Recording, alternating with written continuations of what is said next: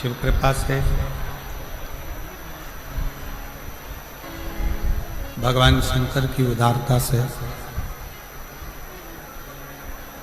शिव कथा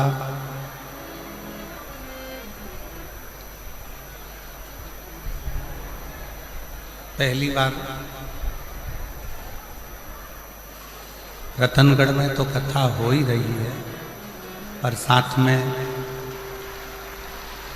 भगवान शंकर के परम प्रिय नंदी बाबा की इस नंदीशाला में शिव महापुराण की कथा हो रही है।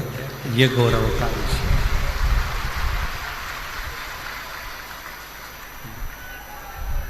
और तेरी कृपा बिना नहीं ले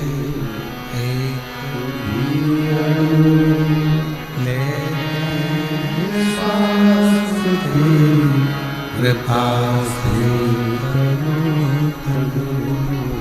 बखान क्या करूं मैं राखों के ढेर का चपटी भगवत में है खजाना हुए हे गंगाधार मुक्ति द्वार ओंकार तू भोले ओंकार तू आयु शरण तिहार शंभुतार प्राप्त बखान क्या करूं मैं राखों के ढेर का भगवत में खजाना हे गंगाधार मुक्ति द्वार ओंकार तू भोले ओंकार तू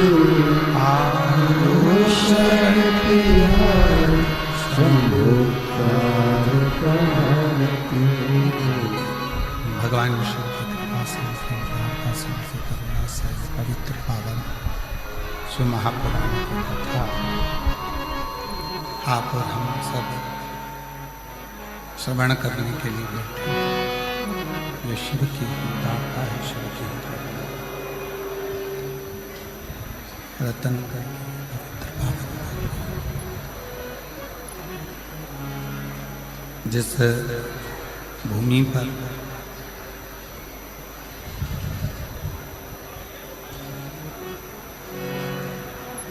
पूज्य भाई श्री हनुमान प्रसाद जी पौधार जी का जन्म हुआ हो, ऐसी पवित्र पावन धरा रतनगढ़ और उस रतनगढ़ की भूमि पर जिस भूमि ने क्रांतिकारियों को दिया है, जिस भूमि ने संपूर्ण राष्ट्र को जिस समय पर सनातन धर्म को तोड़ा जा रहा था, जिस समय पर सनातन धर्म को सनातनियों के हृदय से बाहर निकाला जा रहा था,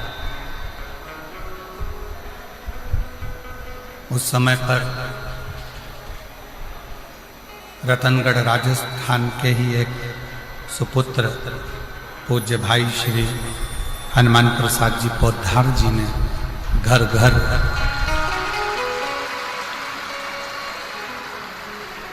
सनातन धर्म की अलख जगाई है। सनातन धर्म की अलख को जागृत किया और केवल राजस्थान नहीं, संपूर्ण विश्व और भारत पूरा देश संपूर्ण विश्व ही नहीं, पूरा देश, पूरा विश्व वेद, शास्त्र, पुराण, गीता, रामायण, इन सभी को अपने घर में रहकर, अपने अपने घर में विराजमान होकर रहकर इस संपूर्ण वेद और शास्त्रों को, पुराणों को, गीता को, उपनिषदों को घर में रहकर साक्षात्कार, ऐसी ये पवित्र धरा, पवित्र भूमि रतनगढ़ की पवित्र भूमि पर भगवान शिव की कृपा से, करुणा से, उनकी वार्ता से ये पवित्र पावन शिव महापुराण की कथा श्रवण करने का सौभाग्य प्राप्त हुआ।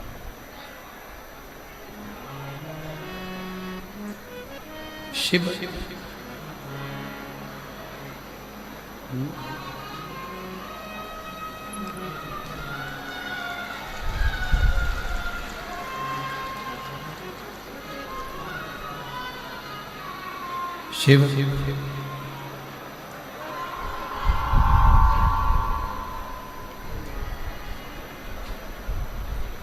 कोई और नहीं,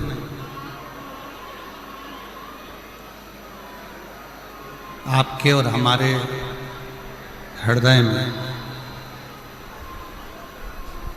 जो एक ज्योति के रूप में, एक दिव्यता के रूप में, एक प्रकाश के रूप में जो विराजमान है, जो रह रहा है, दिव्यता के रूप में जो विराजमान है, ज्योति के रूप में जो रह रहा है, वही शिव संपूर्ण जगत का कल्याण करने वाला है, संपूर्ण जगत का उद्धार करने वाला है।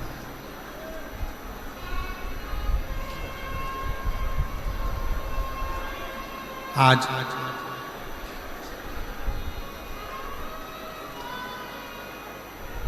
एक अंक कल्याण का निश्चित कर निकाला।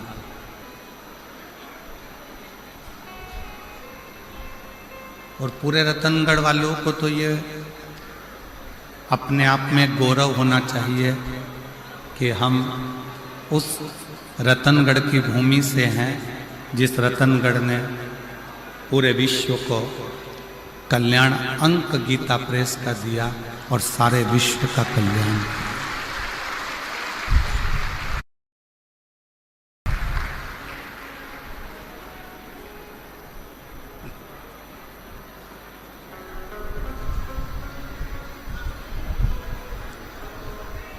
अब आप और हम शिव तत्व को कैसे प्राप्त करें?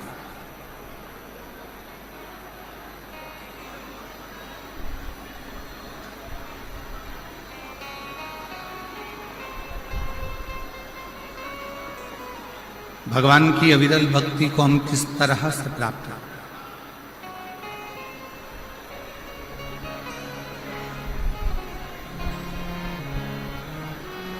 पहले भी कथा में कहा, आज फिर कहते हैं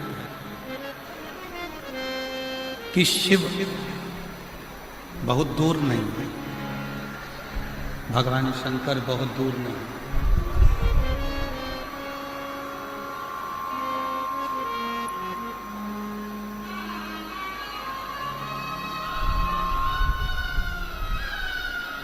सबके हृदय में एक दिव्य ज्योति के रूप में, एक दिव्य पुंज के रूप में, एक दिव्य प्रकाश के रूप में जो मौजूद है, जो विराजमान है, वही शिव तत्व।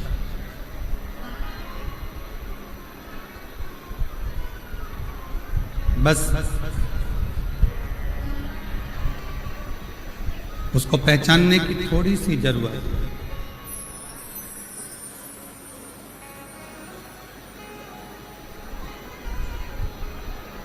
इधर की आवाज बढ़ाइए ना भाई। आशीष, ये इधर जो भक्त बैठे हैं इधर आवाज को क्या दिक्कत है?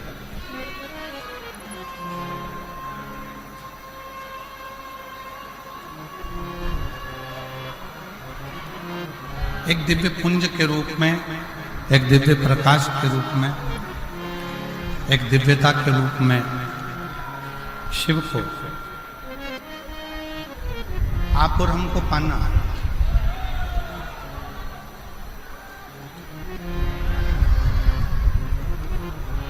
ब्रह्मा ब्रह्मलोक में विराजमान हैं, भगवान विष्णु वैकुंठ लोक में विराजमान हैं और भगवान शंकर इस भूमंडल पर, इस पृथ्वी पर मेरा देव अधिदेव महादेव विराजमान। अब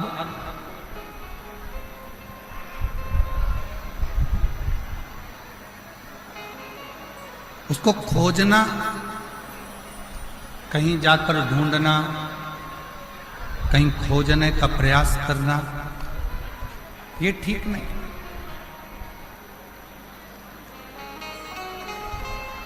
बहुत सावधानी से सुनिएगा जरा।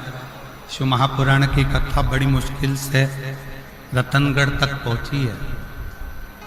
रतनगढ़ तक तो पहुंच गई, आपके दिल तक पहुंचना चाहिए, तो समझो कि कथा का दस्तक आपने और अपने जीवन में उतारा। बहुत मुश्किल से ये जीजियों ने ना जाने कितना कितना लोटा भर भर के शंकर जी को जल चढ़ाया होगा, तब जाकर रतनगढ़ की भूमि पर यह कथा पहुंची। रतनगढ़ की धरा पर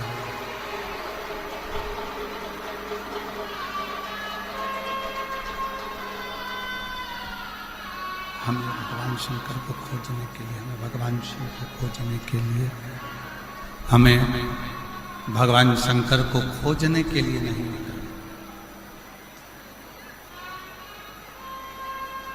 शिव को खोजने के लिए हमें नहीं निकलना।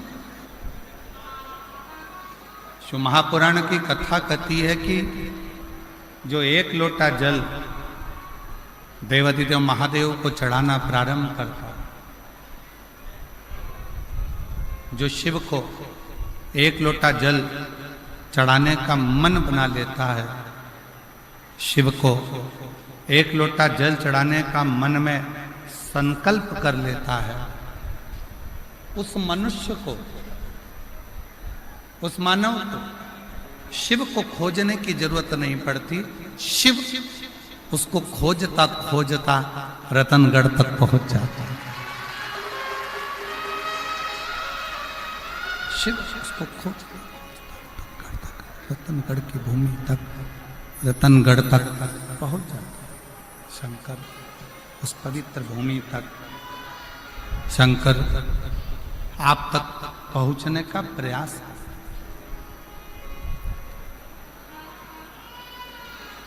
पूर्व समय में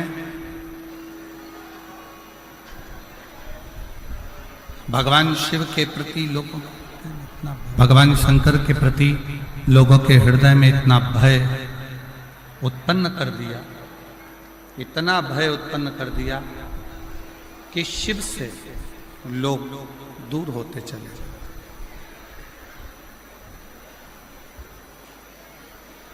भगवान शंकर से लोग दूर होते गए।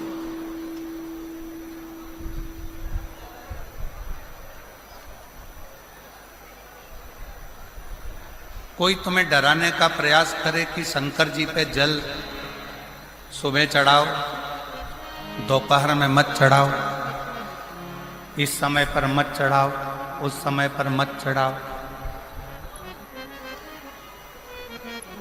उसको एक बात जरूर कहना, उसको एक बात कहने का प्रयास जरूर करना कि जैसे मृत्यु का कोई समय नहीं है, मौत का कोई समय नहीं है, उसी तरह महाकाल से मिलने का भी कोई समय नहीं।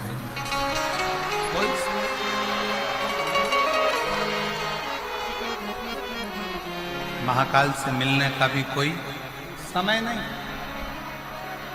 आप जिस समय आपका जब मन करे, जैसा मन करे, तब आप शिव की आराधना कर सकते हैं। आपका जब मन करे, जैसा मन करे, आप शिव के द्वार शंकर भगवान की शरणागति में जा सकते हैं। जैसी इच्छा, जब मन कर जाए तब शिव के करीब में पहुंचो। जब इच्छा हो तब शिव की भक्ति।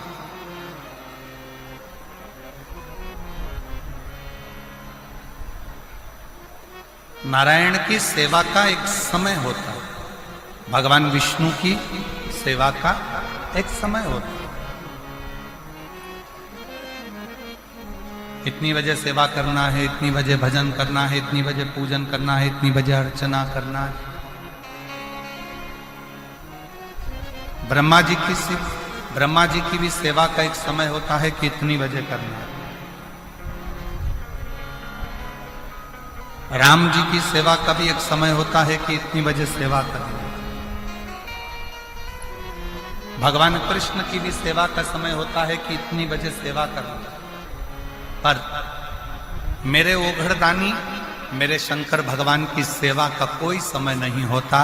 शिव तो कहता है जब तेरे हृदय में शिव तत्व जागृत हो जाए तब तू मेरी शरण में आता। शरण मांगू घड़ी रे दुख काटो, दया दर्शन। भगवान की,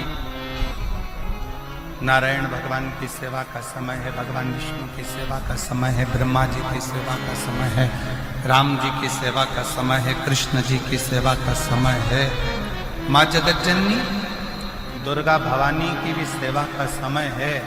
पर मेरे देवाधिदेव महादेव के लिए तो हर पल, हर घड़ी, हर क्षण जब तुम्हारे चित्त में, मन में, हृदय में शिव भक्ति समाहित हो जाए तब तुम दौड़कर शंकर के मंदिर चले जाओ, एक लोटा जल शिव को समर्पित करो।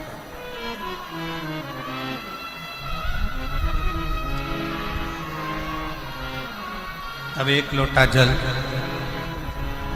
भगवान देवाधिदेव महादेव को समर्पित,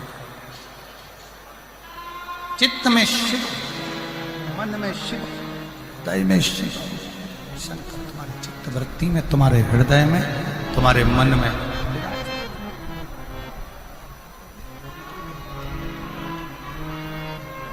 और देखो वो मेरी राजस्थान की जीजी, और जितने मेरे राजस्थान के जीजा बैठे हैं वो भी बेटियों, बेटाओं, मेरी माताओं, मेरे भाई, मेरे बंधु, मेरे सखा।